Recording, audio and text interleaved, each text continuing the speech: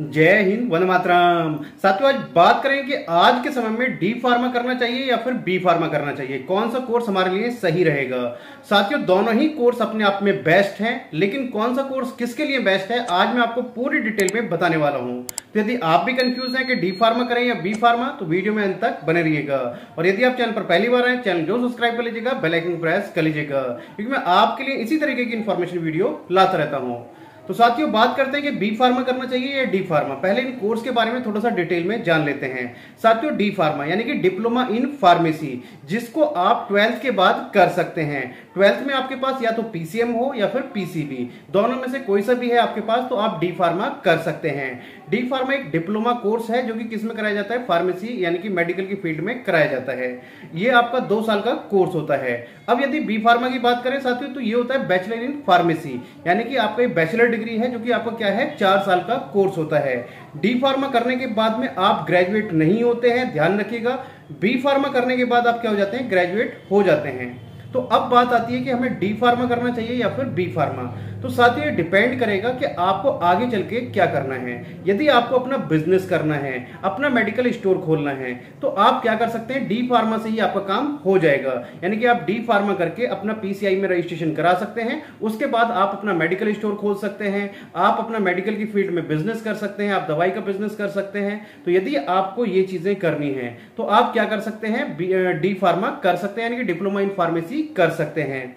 अब यदि आपका सपना बड़ा है, आपको क्या करना है, फार्मेसी में अपना करियर बनाना है, आपको कंपनीज में जाना है जो दवाई की मैन्युफैक्चरिंग की कंपनी होती है, जैसे सिप्ला हो गया, रैनबैक्सी हो गया, बहुत सारी जितनी भी कंपनीज हैं, तो इनकी मैन्युफैक्चरिंग में आपको जाना है, कंपनी में मैनेजर आपको बनना है, मेडिकल की लाइन में आपको आगे अपना करियर बनाना है।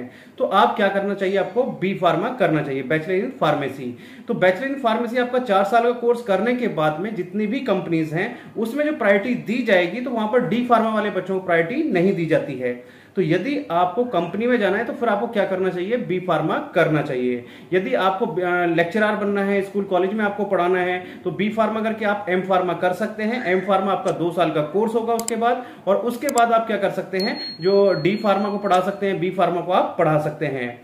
यदि आप डी फार्मा करके बी फार्मा करेंगे तो उसके बाद में आपका 3 साल का क्या होगा, बी फार्मा होगा, जब आप डी फार्मा कर लेते हैं। तो ये उन बच्चों के लिए सही है जो बच्चे चाहते हैं कि भाई जॉब भी करता रहूं, मैं 2 साल बाद अपना डी फार्मा कर लेता हूं, 2 साल उसके बाद में जॉब स्टार्ट कर दूंगा और उसके बाद में बी फार्मा कर सकता हूं। तो वहां पर यदि आप डी फार्मा करके जाते हैं तो 1 साल का आपको बेनिफिट हो जाता है।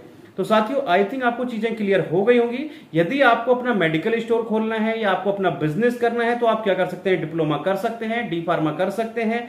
यदि आपके सपने बड़े हैं, यानी कि आपको मैन्युफैक्चरिंग में जाना है या आपको लेक्चरर बनना है, कॉलेज यूनिवर्सिटी में जाना है, तो आपको क्या करना होगा, बी फार्मा करना होगा, क्योंकि बी फार्मा के बाद में ही आपको कंपनीज में जॉब मिल पाएगी। डी फार्मा को बहुत कम प्रायोरिटी दी जाती है। डी फार्मा करने के बाद अपना बिजनेस आप करेंगे या फिर आप मेडिकल स्टोर पे आपको जॉब मिल सकती है, हॉस्पिटल्स में मेडिकल स्टोर पे जॉब मिल सकती है, लेकिन कंपनी में आपके पास बहुत कम ऑप्शन होंगे।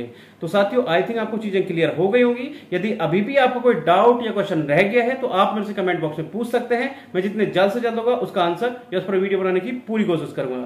तो चलिए साथियों, मिलते हैं आपसे नेक्स्ट वीडियो में इस तरह की इंफॉर्मेशन के साथ। तब तक के लिए जय हिंद, जय भारत।